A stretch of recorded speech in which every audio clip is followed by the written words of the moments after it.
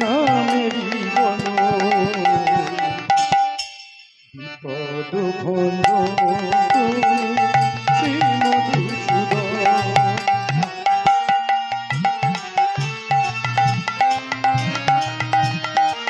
নারায়ণ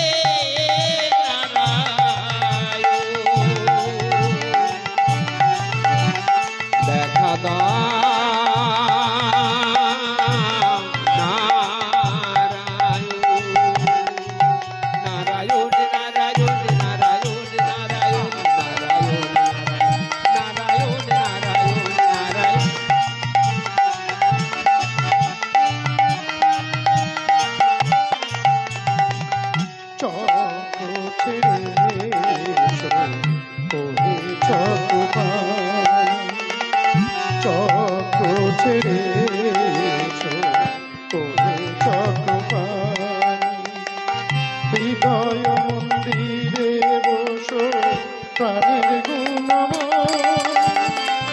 তোমারি কৃপায় করো তোমারি কৃপায় করো নামেরই বলো পদ ভঞ্জন শ্রী মধুসূদন।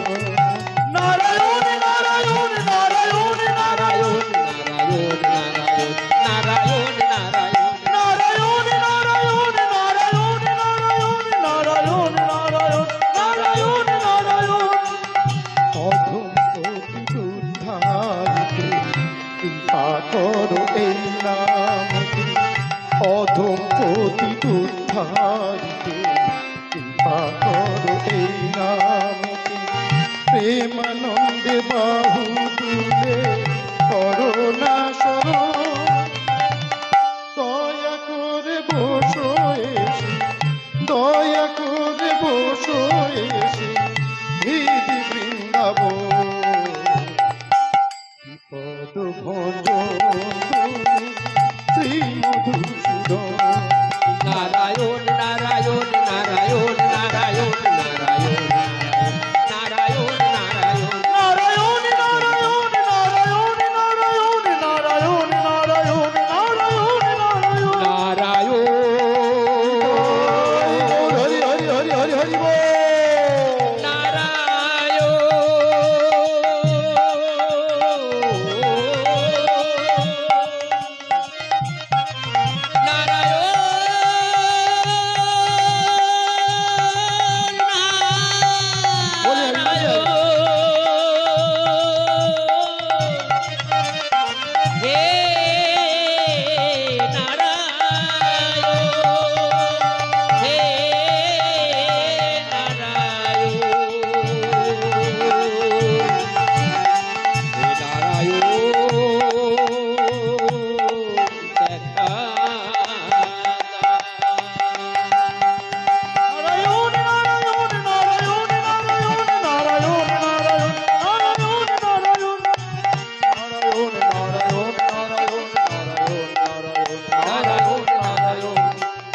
অধমপতি উদ্ধারিতে কৃপা করো এই নামেতে অধমপতি উদ্ধারিতে কৃপা করো এই নামেতে প্রেমানন্দে বাহু তুলে করোনা শরণ দয়া করে বসো এসে দয়া করে বসো এসে হৃদি বৃন্দাবন বিপদ ভঞ্জন শ্রী মধুসূদন।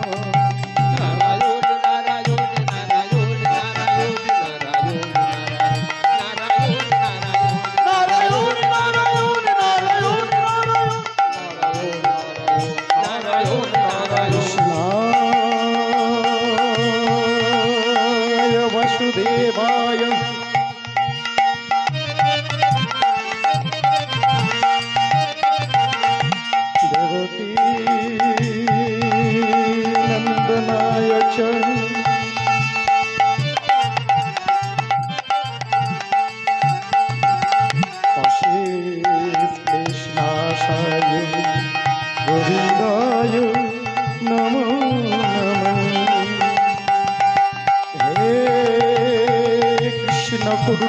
সিন্ধু দীনবন্ধ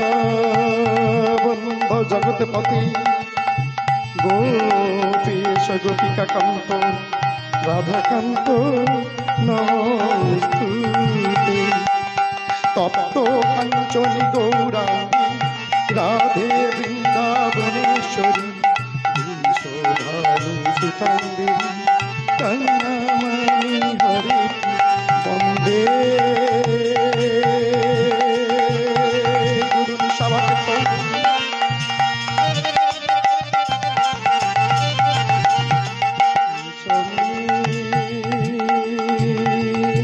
সেই অবতার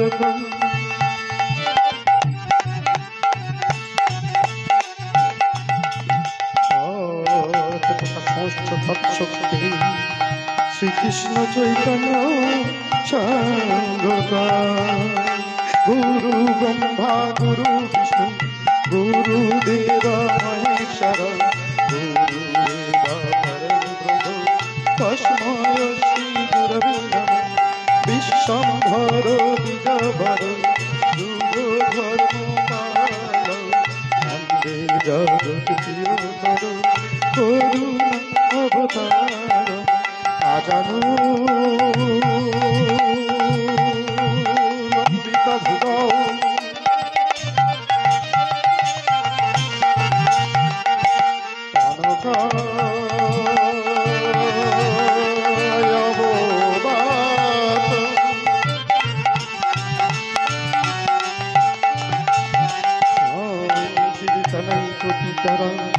কমলা বিশ্বম্ভর দ্বিজবর যুগ ধর্ম পাল বন্দে জগৎ প্রিয়কর করুণায় অবতার। ওম নমো শিবায় শান্তায় তরুণোত্তয় হেতবে নিবেদয়ামি চাঁদমানং ত্বং গতি পরমেশ্বর। ওম নমো শিবায় শান্তায় তরুণোত্তয় হেতবে নিবেদয়ামি চাঁদমানং ত্বং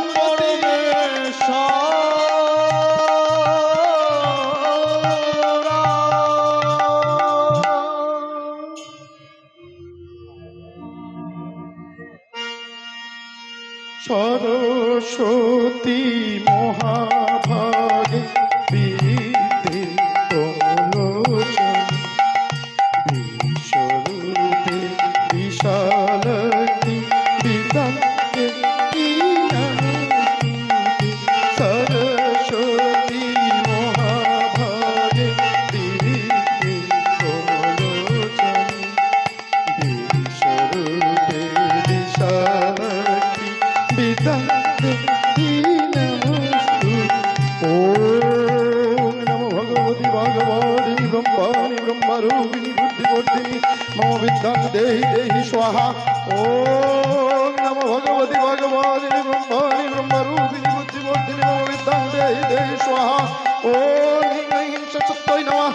ওম নমো সরস্বতী স্বাদিনী ব্রহ্মাণি ব্রহ্মরূপিণী বুদ্ধিবর্ধিনী মম বিদ্যাং দেহি দেহি স্বাহা।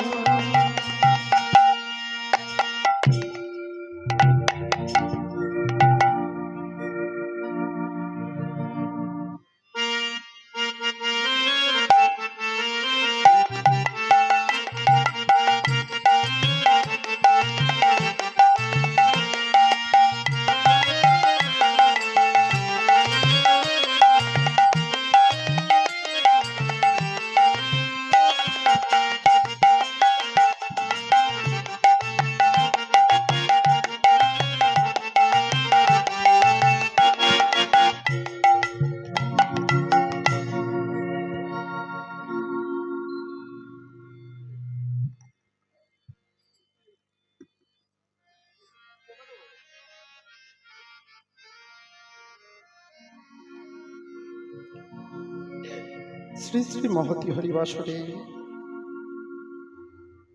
সাধু গুরু বৈষ্ণব তথা আদ্যা শক্তি যোগমায়ের অংশাদ্ভূত জননী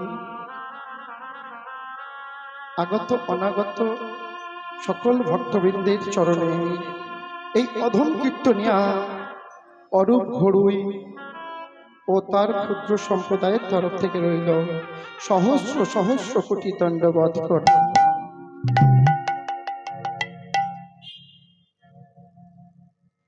ও মা, যারা কাজ করে তারা ভুল করে, তাই না?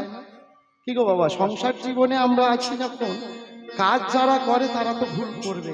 কাজ যিনি করে না তেনার ভুল হবে না, কিন্তু যিনি কাজ করে মায়েরা জানেন কাজ করতে গেলে আমাদের ভুল হবে। হয়তো মানা কি প্রত্যেকদিন খুন্তি যখন ধরেন প্রত্যেক দিনের স্বাদ কি এক হয়?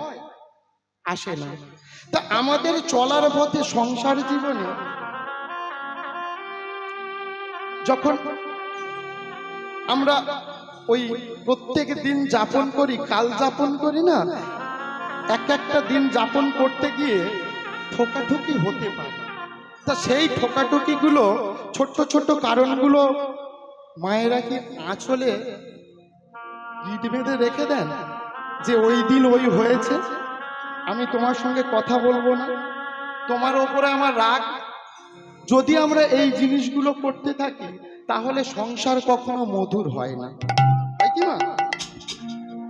ঠিক তেমন আজকের এই মহতী হরিবাসরে এসে দাঁড়িয়েছি, কথা বলতে গিয়ে বহু কথার মধ্যে যদি কোনো অসার কথা বলে ফেলি, কারণ এই রসনা, এই জিহ্বা যতটা পারি আমরা নিজেদের নিয়ন্ত্রণে রাখার চেষ্টা করি, কিন্তু এখনো আমরা জিতেন্দ্রীয় হতে পারিনি। তাই কোনো ইন্দ্রিয় যদি ভুলবশত কিছু বলে ফেলি মা, আপনাদের নিজ সন্তান জ্ঞানে ক্ষমা করবে। আমরা আজ এই মহতী হরিবাসরে বহু দিন পরিশ্রমের পর, বহুদিন অপেক্ষার পর, প্রবল ঠান্ডাকে উপেক্ষা করে এসে যে বাবা এবং মায়েরা এসে উপনীত হয়েছেন, কিছু কৃষ্ণ কথা, কিছু হরি কথা, কিছু ভাগবত কথা আমরা শ্রবণ করব। তামা আপনাদের যে জায়গায় এসে আমি দাঁড়িয়েছি, এই জায়গার উপযুক্ত আমি না। জন্ম হওয়া থেকে শুনে আসি বীরভূমের মাটি 16 আনা খাঁটি। এই বীরভূমের মাটিতে দাঁড়িয়ে আমাদের মতো কীর্তনিয়া, 24 পরগনার কীর্তনিয়া এখানে এসে কীর্তন করা কোন সৌভাগ্যের ফল। এবং সর্বোপরি আপনাদের মতো গ্রামবাসী বৃন্দের একান্ত আশীর্বাদী হাত যদি না আমার মাথায় থাকতো, আমি কোনোদিন আসতে পারতাম না। তাই বাবা নিয়ে যখন এসেছেন, আমরা হয়তো আপনাদের এই দিককার মতো এত পদাবলী তাল বুঝি না বা জানি না, নিজ সন্তান জ্ঞানে যতটুকু পারবো আপনাদের কাছে তুলে ধরবো। আপনারা একটু ভুল ত্রুটি মার্জনা করে গ্রহণ করবেন, এটা আপনাদের কাছে আমার অনুরোধ। আসুন, আজ কীর্তন প্রারম্ভে যাকে স্মরণ না করলে আমরা কৃষ্ণ কথা, হরি কথায় গিয়ে পৌঁছাতে পারি না, সেই মহাপ্রভু। তাই আজ কি বলছে, ওগো অচৈতন্য তন্ন সত্তা দিবে করি বারে সচেতন মরি রে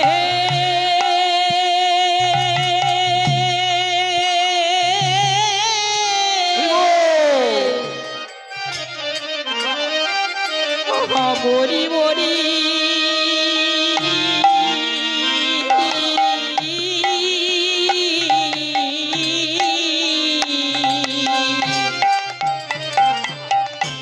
আরে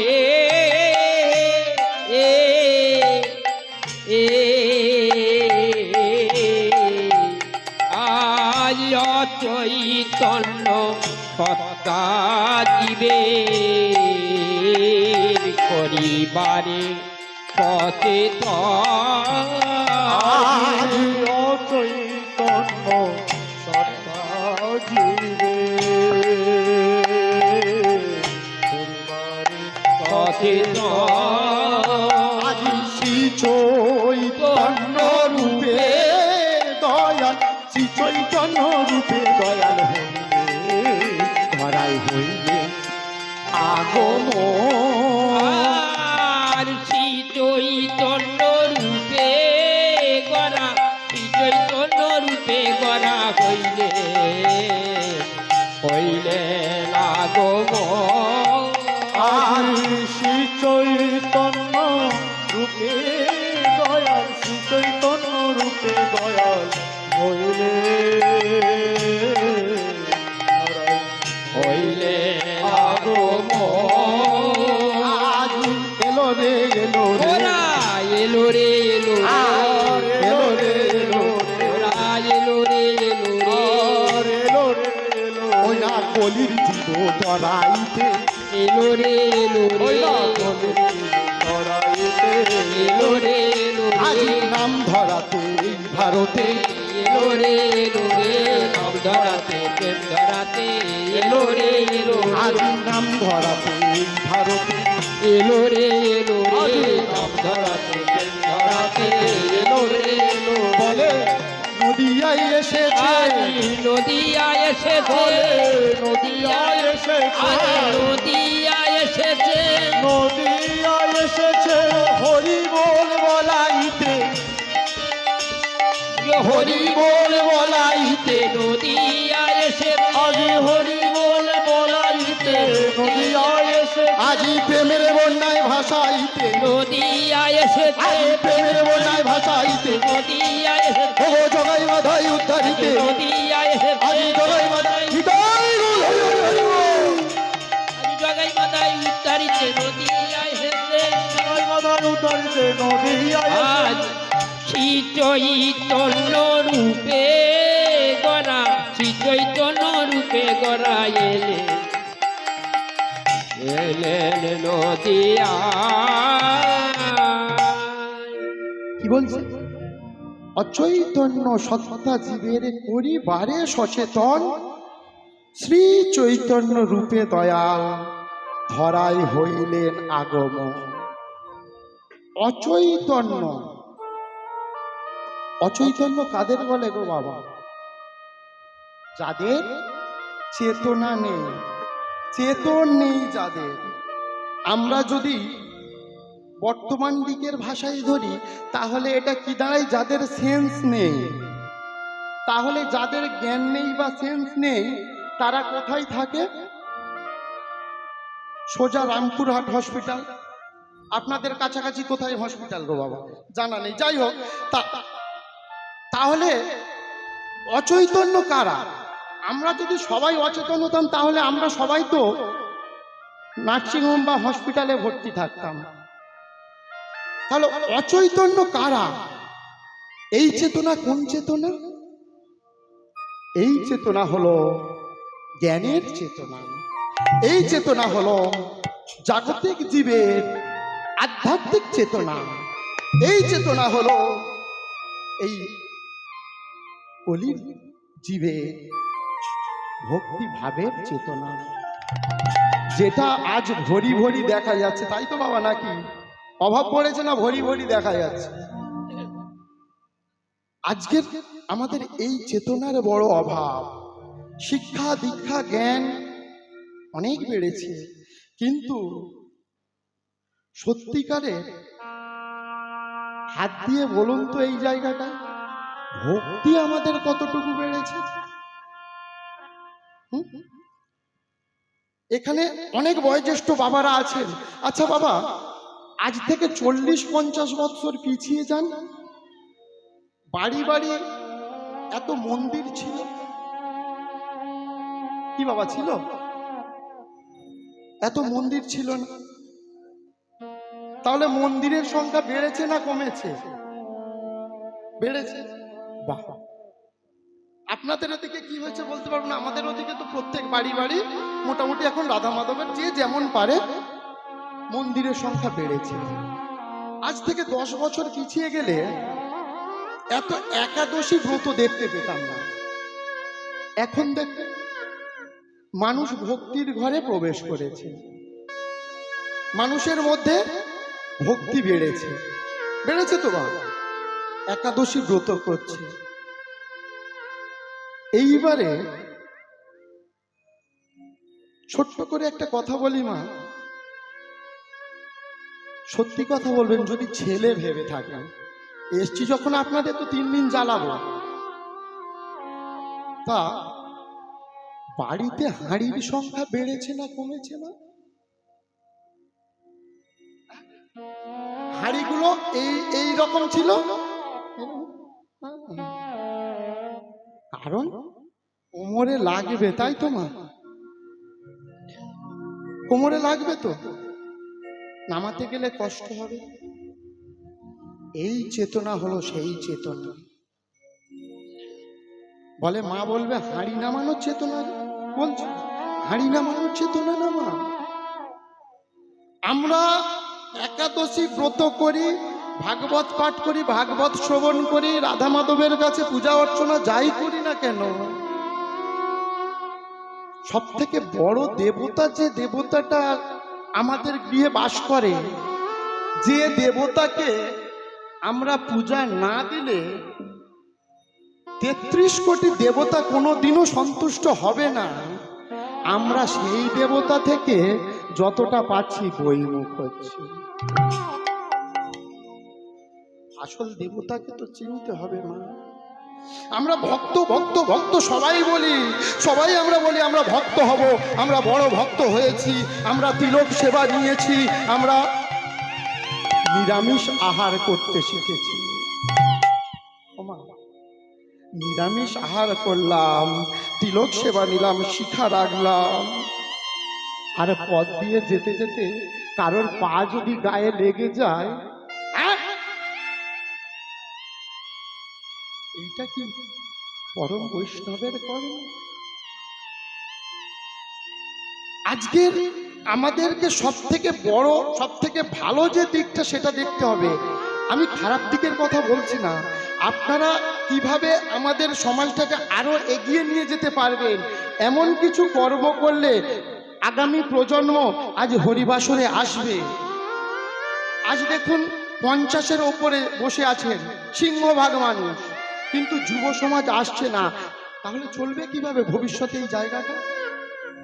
যুব সমাজকে আনার জন্য তাদেরকে এমন কিছু দিতে হবে, এই হরিবাসরে দাঁড়িয়ে তাদেরকে এমন জ্ঞানের চেতনা দিতে হবে যেটা বাস্তবের সঙ্গে আমাদের আধ্যাত্মিক জগতের ওতপ্রোতভাবে মিল আছে।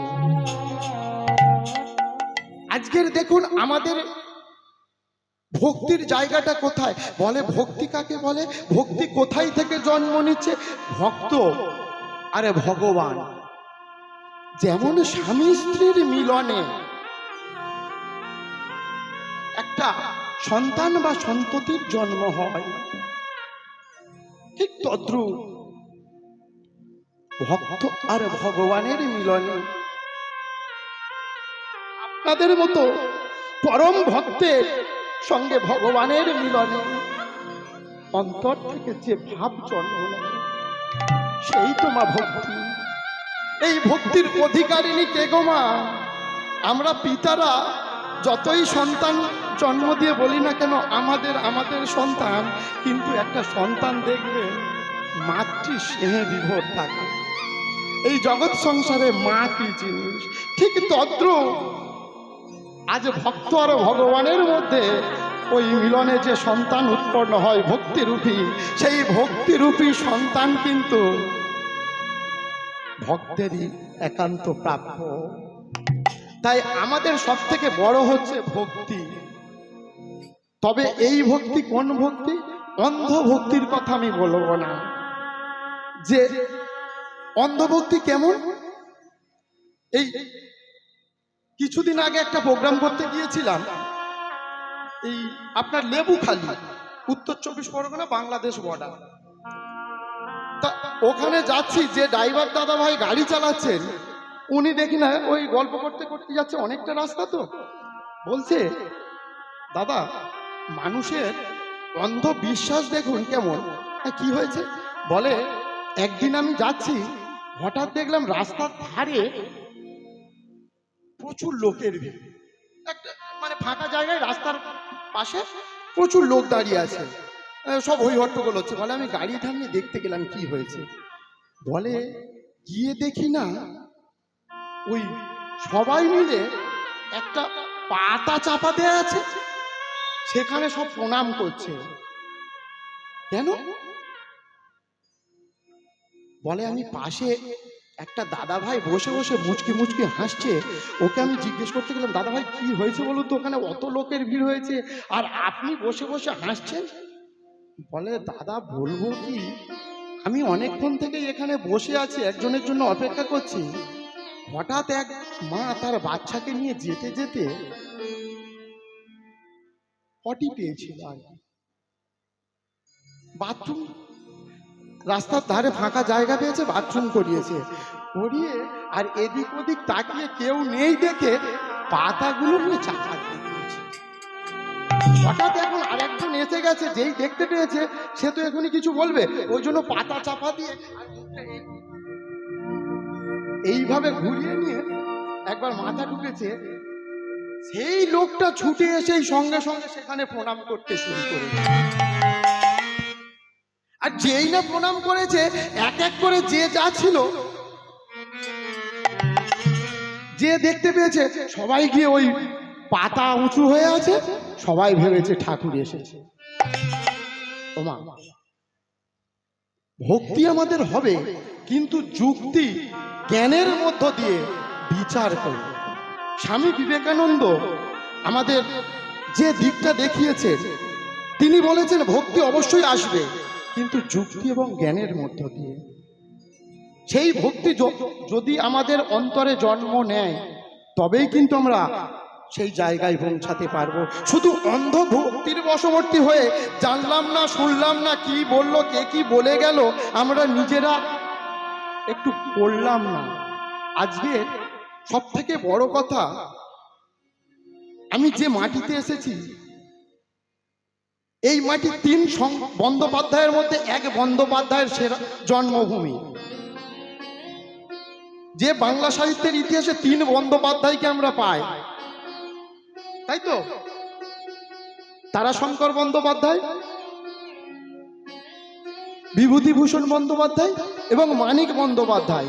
3 বন্দ্যোপাধ্যায়ের মধ্যে যে তারাশঙ্কর বন্দ্যোপাধ্যায়ের নাম আমরা পাই, সেই তারাশঙ্কর বন্দ্যোপাধ্যায় কিন্তু আপনাদেরই জেলার মানুষ, তাই তো বাবা? আজকের যে গণদেবতা এক্সপ্রেস করে আমি এখানে এলাম, ওই গণদেবতা এক্সপ্রেস কার নাম করে হয়েছিল? তারাশঙ্কর বন্দ্যোপাধ্যায়ের গণদেবতা উপন্যাস থেকে এই গণদেবতা এক্সপ্রেসের নাম হয়। আজকের ওই তারাশঙ্কর বন্দ্যোপাধ্যায়ের মতো মানুষ বিংশ শতাব্দীতে দাঁড়িয়ে আপনাদের এই জেলা থেকে কিভাবে মানুষের কাছে কুসংস্কার দূর করার জন্য একের পর এক উপন্যাস তুলে ধরেছে। কুসংস্কার মুক্ত সমাজ তৈরি করার জন্য আপনি যে দাদা ভাইরা বাংলা নিয়ে পড়েছেন বা মায়েরা বাংলা নিয়ে পড়েছেন, অনার্স বা এমএ করেছেন, দেখবেন তারাশঙ্কর বন্দ্যোপাধ্যায়ের হাঁসুলি বাঁকের উপকথা। এই আস্তে আস্তে যে একটা স্টেশন পড়লো কোপাই নদী, কাহার কন্যা, এইগুলো আমরা তারাশঙ্কর বন্দ্যোপাধ্যায়ের ওই উপন্যাসে পেয়েছি। এবং সব থেকে বড় কথা, তারাশঙ্কর বন্দ্যোপাধ্যায় যে কত দূরভিসন্ধি মানুষ ছিলেন, কত দূরদৃষ্টি সম্পন্ন মানুষ ছিলেন। আজকের এই বীরভূমের মাটিতে দাঁড়িয়ে গোটা ভারতবর্ষ তথা গোটা পৃথিবীর বুকে যে উপন্যাসটা দিয়ে গেল হাঁসুলিবাকের উপকথা, পড়তে গিয়ে প্রথমেই দেখতে পাবো আমরা একটা কুসংস্কার মুক্ত সমাজ। সেখানে কি আছে? আজকের যে সমাজে দাঁড়িয়ে, আজ আমরা ছোটবেলায় যখন ওই চন্দ্রবোড়ার শীষ যখন উপন্যাসে পড়লাম, প্রথম শুরু হচ্ছে চন্দ্রবোড়ার একটা শীষ ধ্বনি দিয়ে। আমাদের ওদিকে চন্দ্রবোড়া তখন অত প্রভাব বিস্তার করেনি। এখন যেমন আমরা মাঠে ঘাটে যেতে পারি না, প্রচন্ড সাপ। কিন্তু তারাশঙ্কর বন্দ্যোপাধ্যায় যেই সময় দাঁড়িয়ে আজকের এই বীরভূমের মাটিতে দাঁড়িয়ে চন্দ্রবোড়ার শীষ ধ্বনি দিয়ে কুসংস্কার দূর করছেন, কোথায় দেখুন। একটা হলো পুরানো পন্থী, একটা হলো নতুন পন্থী। অর্থাৎ এক দলের মানুষ হচ্ছে আপনাদের মতো বয়োজ্যেষ্ঠ, আর এক সম্প্রদায় হচ্ছে নবাগত যুবক, তাদের রক্ত টকবক করে ফুটছে। তারা চায় সামন্ততন্ত্র বিনাশ ঘটিয়ে আগত যুগের অর্থনীতিকে আরো উর্বর করতে, আর একটা পুরানো সমাজ চায় তাদের পুরানো জিনিস পুরানো প্রথাগুলোকে আঁকড়ে ধরে রাখতে, সেই কুসংস্কারগুলোকে আরো আপন করে নিতে। যখন চন্দ্রবোড়া বনের মধ্যে শীষ দিচ্ছে, তখন ওই গ্রামের এক পিসি, সুচাঁদ পিসি, সে বলছে জানিস ওটা কি? ওটা হলো কর্তা বাবার শীষ ধ্বনি। একটা সাপের শীষকে অন্ধবিশ্বাসে পৌঁছে দিল কর্তা বাবার শীষ ধ্বনি দিয়ে। এই ধরনের কুসংস্কার সেই দিনও কিন্তু আমাদের তারাশঙ্কর বাবু মেনে নিতে পারেননি। আজকের দেখুন, আমরা ঠিক এই রকমই একটা ভক্তের কাহিনী আমরা জানতে যাব। আপনারা গৌরলীলা কৃষ্ণলীলায় বিভোর থাকেন, আসুন আজ এই অধমের কাছ থেকে একটা ছোট্ট ভক্তলীলা শুনুন। নামটা সবাই শুনেছেন, আপনারা দেখেছেন, ভক্ত পুণ্ডরী। এই নামটা আপনাদের কাছে বোধহয় একটু নতুন বলে মনে হলো। অনেক ভক্তের কথা আমরা জানি, কিন্তু এমন একটা ভক্তের কথা আপনাদের কাছে বলবো, এই ভক্তের কথা শুনলে আর কিছু হোক না হোক, অন্তত কাল থেকে বাড়িতে একটু হলেও পরিবর্তন আসবে। হরিবাসরে পরিবর্তন আসবে কি আমি বলতে পারবো না, কিন্তু বাড়িতে একটু হলেও পরিবর্তন আসবে। ভক্ত দেখুন, এক ভক্ত ছিল আমাদের রামায়ণে ভক্ত তরণী। তিনি কেমন ভক্ত ছিল? রামায়ণে যে তরণী ছিল, দেখুন ওই ছোট্ট শিশু তরণী, সে নিজে ছোট্ট শিশু বেলায় মাত্র 12 বৎসর বয়সে প্রাণ বিসর্জন দিয়েছিলেন ভগবানের কাছে, ভগবানের চরণে। যখন মেঘনাদ সবে মাত্র মৃত্যু ঘটেছে, কে গো বাবা মেঘনাদ? হ্যাঁ, ওমা ভাষার অসুবিধা হচ্ছে না তো? জোরে হয়ে তাড়াতাড়ি হয়ে যাচ্ছে, একটু ধীরে বলবো নাকি? আমাদের রাবণ পুত্র মেঘনাদ সবে মাত্র প্রাণ বিসর্জন দিয়েছে। হা পুত্র করতে করতে আমার রাজ সিংহাসনে আছাড় কাছাড় খাচ্ছে রাবণ।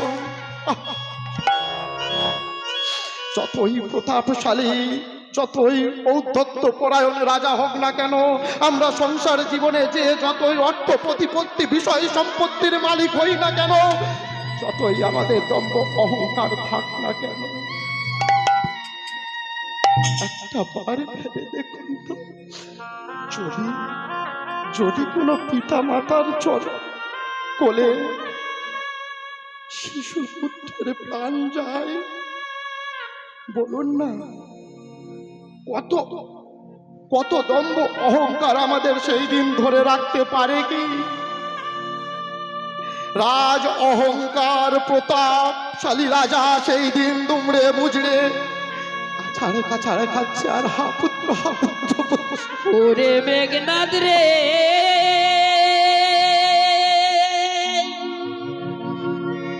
ওরে আমার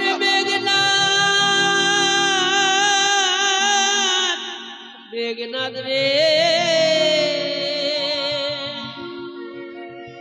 ওরে বাপে একবার ফিরে আয়, পিতা পিতা বলে ডাক রে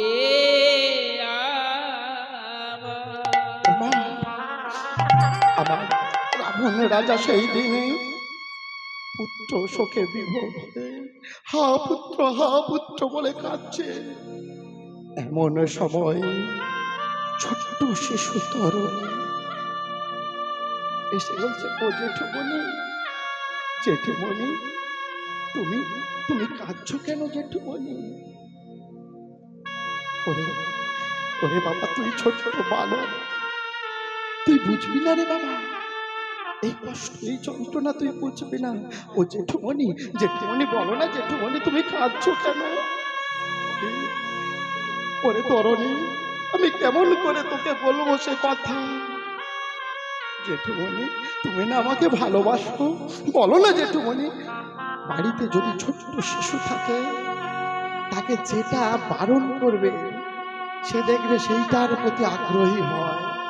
বারবার করে যখন বলছে ওরে তরণী তুই বুঝবি না, তখন ওই ছোট্ট শিশু তরণী জেঠুমণি জেঠুমণি বলে গলাটা জড়িয়ে ধরে বলছে, জেঠুমণি তুমি বলো না, আমি ঠিক বুঝবো। ওরে মেয়ে, ওরে তরণী, তোরে তোরে দাদা ভাই যে আজ নেই। ওরে তরণী রে, তোর দাদা ভাই আর বেঁচে নাই। দাদা ভাই মানে কি বলছো জেঠুমণি? হ্যাঁ রে তরণী, তোর তোর দাদা ভাই আর নেই। আমার দাদা ভাইকে কারা মারলো? ও তরণী, তুই ছোট্ট শিশু, তুই জেনে কি করবি বাবা? না জেঠুমণি, তোমাকে বলতে হবে আমার দাদা ভাইকে কে মেরেছে। তুমি একটা বার তার নাম বলো জেঠুমণি, আমি তার সঙ্গে যুদ্ধ করতে যাব। তুই ছোট্ট শিশু, তুই যাবি ওই প্রতাপশালী, ওই প্রতাপশালীর সঙ্গে যুদ্ধ করতে? বলো জেঠুমণি, আমি যাব যুদ্ধ করতে। না তো, তুই যুদ্ধ করতে পারবি না। জেঠুমণি, তুমি একটা বার আমাকে নামটা বলো, কে মেরেছে? ওরে ওরে তরণী, তবে যদি তুই যুদ্ধ করতে যাস, আগে তোর মায়ের কাছে গিয়ে অনুমতি নিয়ে আয়। যেই না বলেছে মায়ের কাছে গিয়ে অনুমতি নিয়ে আয়, ছুটতে ছুটতে ছুটতে ছুটতে ওই অশোক কাননে গিয়ে বলছে, মা মা মা গো মা, তুমি আমাকে একটা বার অনুমতি দাও মা, আমি যাব যুদ্ধ করতে।